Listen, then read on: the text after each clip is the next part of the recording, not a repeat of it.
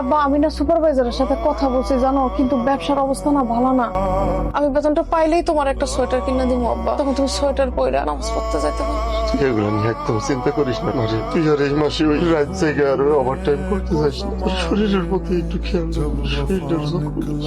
আমি এমনি অসুস্থ হয়ে পড়ে আছি, তুই মাইয়া মানুষ হয়ে কত কষ্ট করে সংসারটা চালাস। তুই যদি অসুস্থ হয়ে পড়িস রে মা, তাহলে আমার সংসারের কি অবস্থা হইবে? আব্বা তুমি কোনো চিন্তা করো না আব্বা, আমি ঠিক আছি আব্বা, সব ঠিক হইব আব্বা। তুমি আমার সাথে এমনি কথা কও কেন? একটু ভালো মতো কথা কওয়া যায় না? ভালো করে কেমনে কথা কমু? প্রেম করার আগে কেমনে কথা কইতাম না? আমার এমন দেহস নাই। তোমার মতলব আমার ভালো লাগতেছে না, বুঝছো? আরে বাবা কি মতলব থাকবো? সব কথা বল। তা প্রেম করছি, বিয়া সময় মতো করবো, এত গাড়ি তো কিছু নাই। তুই স্যারের লগে কথা কস কেন? প্রত্যেকটা দিন তুই ওইখানে দাঁড়ায় ওই স্যারের লগে কথা কস, আর আমাদের অফিসে ঢুকতে দেরি হয়, সুপারভাইজার হাজিরা কাটে, মাস শেষে এতগুলো টাকা লস।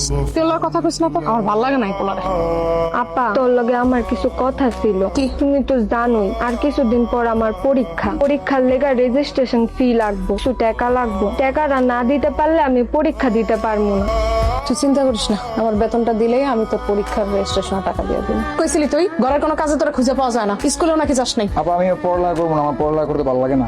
হ্যাঁ পড়ালেখা করবি না? তুই পড়ালেখা করবি না তো কি করবি? কাজের জন্য আমি এত কষ্ট করতেছি, তোদের পড়াশোনার জন্য আমি এত কষ্ট করতেছি। পড়াশোনা কেন করবি না? কি সমস্যা তোর? তুমি তো কষ্ট করে এটা আমি দেখতে পারবো না, আমি কোনো একটা কাম কাজ করবো। তাহলে কি তুমি আর রিক্সা চালাইবে না? না রে বন্ধু, শরীরের অবস্থা খুব একটা ভালো না। ভালো একটা ডাক্তার দেখাও, ওষুধ পাতি খাও, তাহলে তো ভালোইবা। ডাক্তার দেখামো বন্ধু রে, যে অবস্থার মধ্যে চলতেছে, 3 বেলা পোলা মাইয়া লইয়া ঠিক মতো খাওনি, খাইবার পারতাছি না। আবার ডাক্তার মায়েরা তো গার্মেন্টসে দিচ্ছ, রাস্তাঘাটের ব্যাপার, রাত বিবি রাত কাহেরা করে দেখবা কোন চুলদানি কোন পোলার হাত ধরে চলে যায়। আব্বা তুমি কই গেছিলা? এই শীতের মধ্যে কই গেছিলা তুমি? তোমার গায়ে একটা জামাও নাই। আমি না বলছি বেতন পাইলে আমি তোমার একটা সোয়েটার কিনে দিব, তুমি কেন গেছিলে এই ঠান্ডার মধ্যে? এখন যদি কোনো অসুখ বাঁধে আমি কই যাবো তোমার নিয়ে? ইয়ার হইব তাহলে তা তো হয়েছে, এটা তো বহুদিনের অভ্যাস রে মা। আমারে তুই যে চাকরির লেগে সকালবেলা যা যত রাইতে আহো, মাইনসে তোরে নিয়ে নানান কথাবার্তা কয়।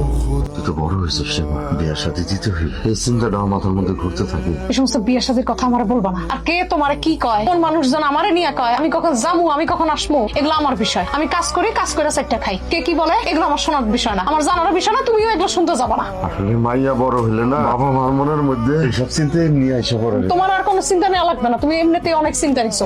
তুমি বসো, আমি তোমার জন্য ভাত আনি। আমার একটা কাম ম্যানেজ করে দেন না ভাই। কেমন ভাই সংসারে টানাটানি চলতেছে, যেই কাম দিবেন ওই কামই করতে পারবো। একটা কাম আছে, কালকে সকালে তোর একটা প্যাকেট দেবো, প্যাকেট নিয়ে সুন্দর করে পোষা দিবে। প্রত্যেক প্যাকেটের লেগে 2000 টাকা দাও, পারবি না? প্রত্যেক প্যাকেটের লেগে 2000 টাকা? ভাই কামটা কি বৈধ না অবৈধ?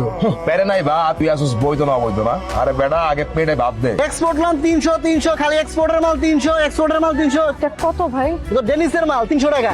ভাই 200 হবে না? 200 টাকা, এটা কি 200 টাকার মাল? আর মালটা দেন, 200 টাকার কোনো মালই নেই আমার কাছে।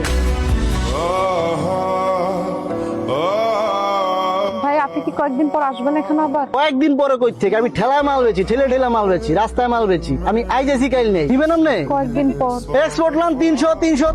চাচা আসসালামু আলাইকুম। চাচা একটা কাজের লেগে আসছিলাম চাচা। কাজের কথা কয়ে ফেলা। আমার একটা রিক্সা লাগবে চাচা। রিক্সাতে কি করবি?